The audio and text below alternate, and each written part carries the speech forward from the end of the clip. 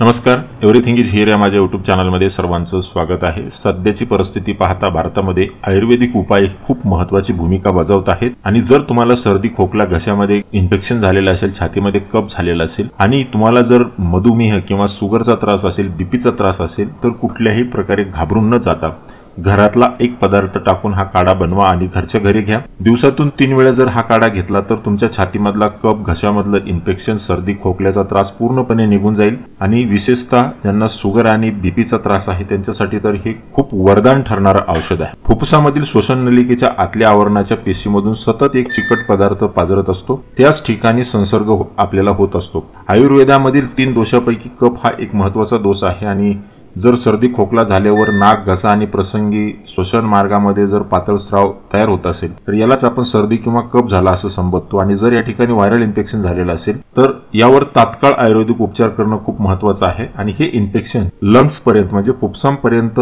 जाऊ न देणं हा याच्यावरचा सर्वात महत्त्वाचा मार्ग आहे आणि कुठलंही व्हायरल इन्फेक्शन किंवा कुठलंही इन्फेक्शन फुफ्फुसांपर्यंत जाण्यासाठी आपल्याला 3 ते 4 दिवसाचा कालावधी लागतो आणि या 3 ते 4 दिवसाच्या कालावधीमध्ये जर आपण आयुर्वेदिक उपचार केले तर शुगर असो किंवा बीपीचा त्रास असो असा कुठलाही पेशंट जरी असला तरी आपल्याला खात्रीशीररित्या त्याचा इलाज करता येतो आणि हा उपाय जो आहे तो शुगर आणि बीपी वाल्यांसाठी तर खरंच वरदान ठरणारा हा उपाय आहे। तर उपाय या पद्धतीने करायचा आहे। 1 ग्लास पाणी आपल्याला उकळायला ठेवायचं आहे। या 1 ग्लास पाण्यामध्ये आपल्याला पहिला जो घटक टाकायचा आहे तो आहे ओवा। ओवा हे सर्दीवरचं आणि कफवरचं तसंच घशात इन्फेक्शन झालेले असेल, सूज आलेली असेल तर सर्वात उत्तम औषध आहे आयुर्वेदामधलं ओवा। 1 चमचाभर ओवा त्याच्यामध्ये टाकायचा आहे। दुसरा जो घटक आपल्या याच्यासाठी वापरायचा आहे ते आहेत मेथीचे दाणे। 1 चमचाभर मेथीचे दाणे आपल्याला याच्यामध्ये टाकायचे आहेत। मेथी ही शरीर शुद्ध करणारा घटक आहे। शरीरामधील विषारी घटक ही बाहेर काढणारी मेथी असते। यामध्ये लोह भरपूर असतं, त्यामुळे ऑक्सिजन तुमच्या शरीरामधला कमी होत नाही, ऑक्सिजन वहन चांगल्या रीतीने होतं। त्याचबरोबर शुगर कंट्रोल करण्यासाठी ही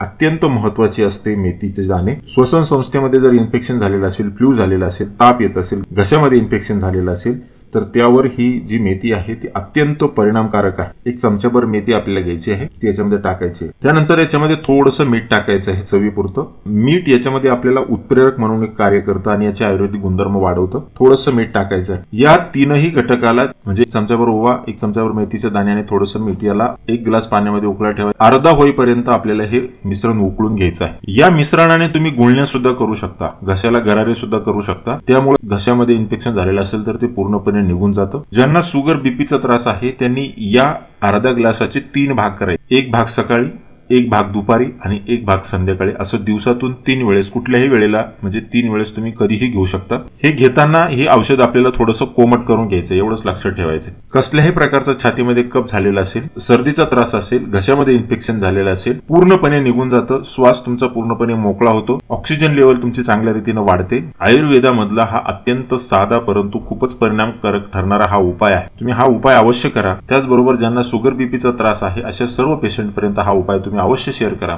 आणि अशाच नवनवीन उपयुक्त आयुर्वेदिक माहितीसाठी एव्हरीथिंग इज हिअर या माझ्या यूट्यूब चॅनलला लाईक आणि सबस्क्राईब करा। नोटिफिकेशनसाठी बेल आयकॉनवर क्लिक करा।